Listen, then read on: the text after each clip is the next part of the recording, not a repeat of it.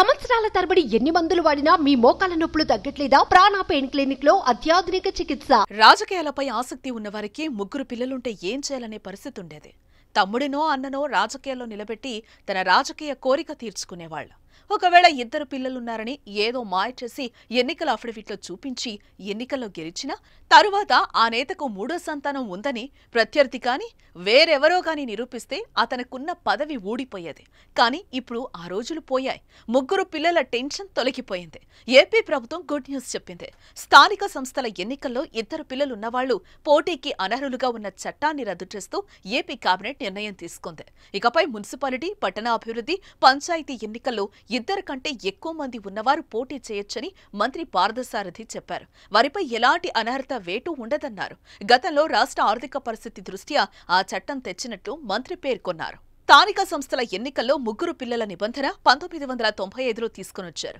1995 తర్వాత మూడో సంతానం కలిగితే పోటీకి అనర్హులని చట్టంలో పొందుపరిచారు. అప్పట్నుంచి ముగ్గురు పిల్లలు ఉన్నవారికి ఏ రాజకీయ పార్టీ నుంచి పోటీ చేయడానికి అవకాశం కల్పించలేదు. ఈ నిబంధన కారణంగా చాలా మంది రాజకీయాలు మారుకున్న సందర్భాలు ఉన్నాయి. రాజకీయంగా రాణించాలని ఉన్నా చాలా మంది తమకు అవకాశం రాకున్నా కుటుంబ సభ్యులను రాజకీయ రంగ ప్రవేశం చేయించి వారి ద్వారా నాయకులుగా చలామణి అవుతున్నారు. కానీ కొత్తగా కేబినెట్ నిర్ణయంతో ముగ్గురు పిల్లలున్నా అంతకన్నా ఎక్కువ మంది పిల్లలున్నా ఎన్నికల్లో పోటీ చేసే అవకాశం కల్పిస్తుంది ఆంధ్రప్రదేశ్ ప్రభుత్వం. ఈ సంతానోత్పత్తి రేటు తగ్గుతుందనే పరిస్థితులన్నింటినీ కూడా చర్చించడం జరిగింది. అంతేకాకుండా దీని మీద ఎక్కువగా డిస్కషన్ కూడా జరగాల్సిన అవసరం ఉందని చెప్పేసి కూడా మరి కేబినెట్లో చర్చించడం జరిగింది.